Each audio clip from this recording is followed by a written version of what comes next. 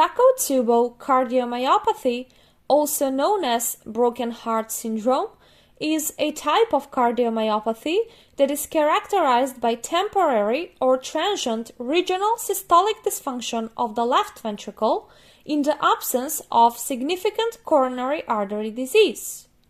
This means that in this condition, the heart acts like it is under heart attack, but there is no evidence of present occlusion of the coronary arteries when the patient undergoes cardiac angiography. Now, the term Takotsubo means octopus trap in Japanese, which is the actual shape that the heart develops during systole, called systolic apical ballooning of the left ventricle. Now, the exact etiology of Takotsubo cardiomyopathy is not fully understood, but elevated levels of plasma catecholamines and neuropeptides like norepinephrine, epinephrine, and dopamine have been observed in patients with Takotsubo cardiomyopathy. That's why it is believed that a sudden surge of stress hormones might cause the heart to temporarily weaken and change shape. And usually, Takotsubo cardiomyopathy is linked with extreme emotional or physical stress, such as death of a loved one, a traumatic event, or even positive life events, the so-called happy heart syndrome. Now, when it comes to symptoms, Takotsubo cardiomyopathy typically presents with signs and symptoms of a real heart attack.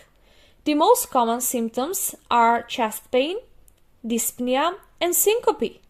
The patients have ST segment elevation on ECG and elevated cardiac enzyme levels, including troponins.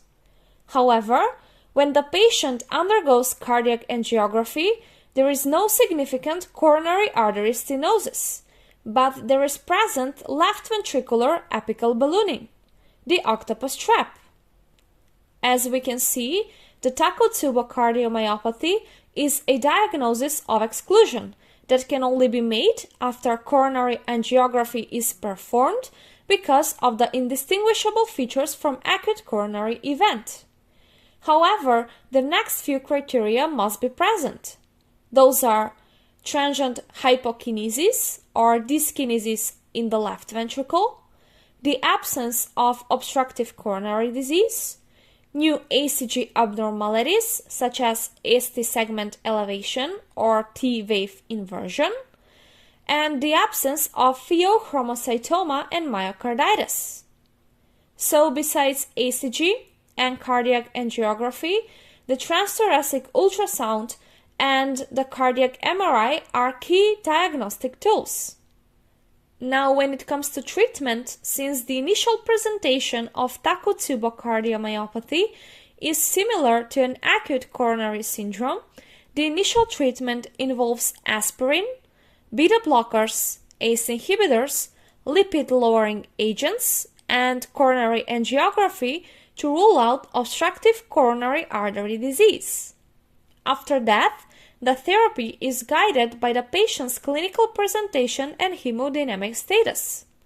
In stable patients, treatment includes cardioselective beta blockers, ACE inhibitors, and anticoagulants for those with evidence of thrombus formation. Then inotropes, mechanical hemodynamic support with an intra-aortic balloon pump, left ventricular assist devices in patients with more unstable hemodynamics. At the end, it is important to mention that majority of people recover completely, but in some cases, there may be complications such as heart failure, arrhythmias, or even death. Overall, while Takotsubo cardiomyopathy can be frightening and mimic a heart attack, it is generally a reversible condition. And with that, we've come to an end. I hope that this video was helpful for you, and if yes, please make sure to subscribe to support me. Thank you for your time, and I hope to see you again.